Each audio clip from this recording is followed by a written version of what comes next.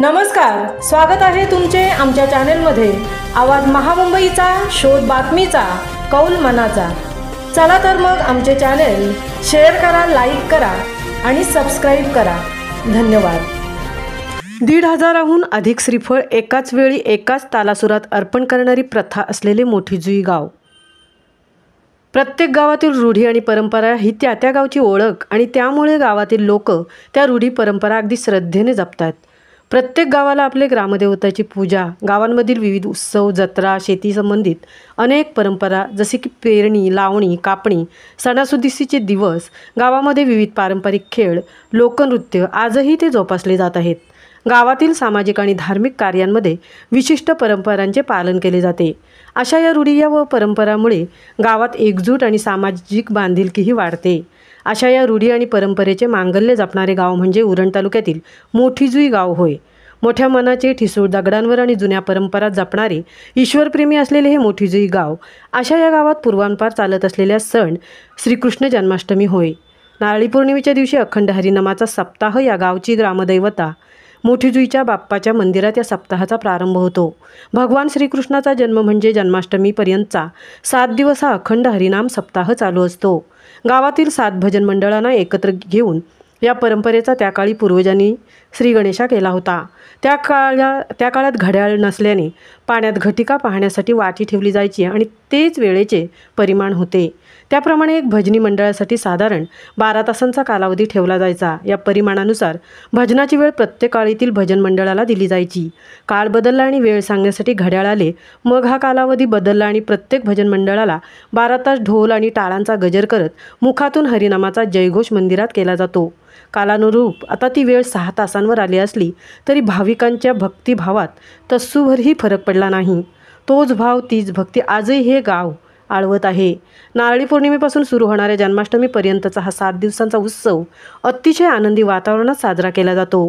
जन्माष्टमीच्या दिवशी रात्री 11 वाजता हरिविजय ग्रंथातील श्रीकृष्ण जन्माचा अध्याय हा गावातील ग्रंथ वाचकांकडून वाचून घेतला जातो आणि बरोबर 12 वाजता श्रीकृष्णाचा जन्म आणि अध्याय समाप्ती हे अगदी एकाच वेळी सर्वत्र होत असते।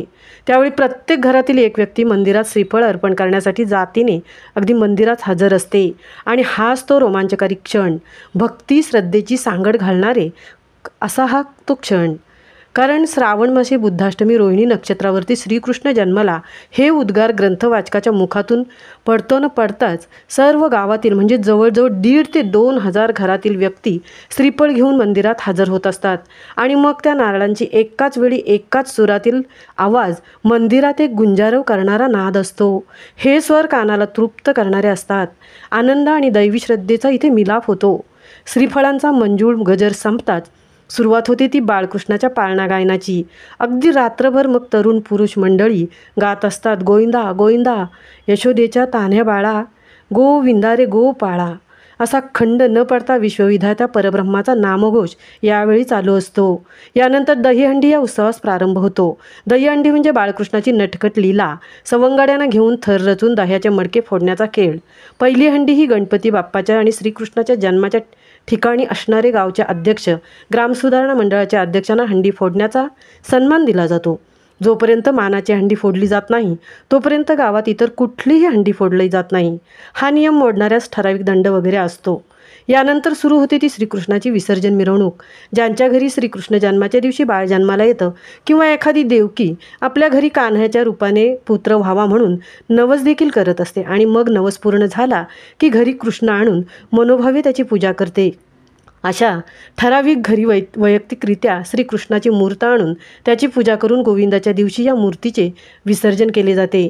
याच मिरवणूक सर्वजण भक्तिभावाने श्रीकृष्णाला घेऊन मंदिरातील गावातील विसर्जन तलावाकडे मार्गस्थ होतात।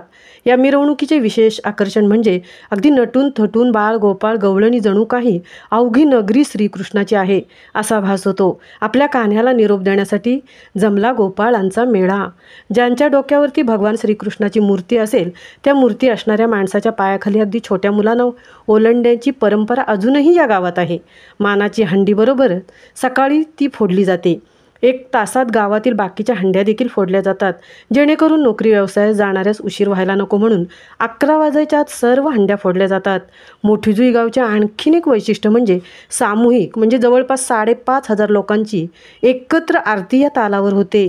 आरती झाली की आरतीनंतरच्या हरे राम राम राम हरे हरे हे भजन संपले की ज्याच्या डोक्यावर कृष्ण आहे तो श्रीकृष्णास घेऊन एकदा का त्या तळ्यात उतरला आणि कृष्णाचा पाय जोपर्यंत पाण्याला लागत नाही तोपर्यंत पाण्यात कोणीही उडी टाकू शकत नाही.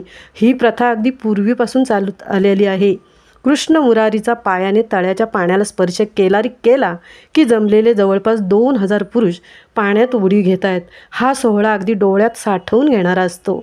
मोठी जुई गावच्या या रूढी परंपरा संकलित करून माहिती देणारे रायगड भूषण उत्कृष्ट निवेदक नितीश पंडित यांचे मोलाचे सहकार्य आहे. आवाज महामुंबईचा चॅनेलसाठी तृप्ती भोईर, मोठी जुई उरण.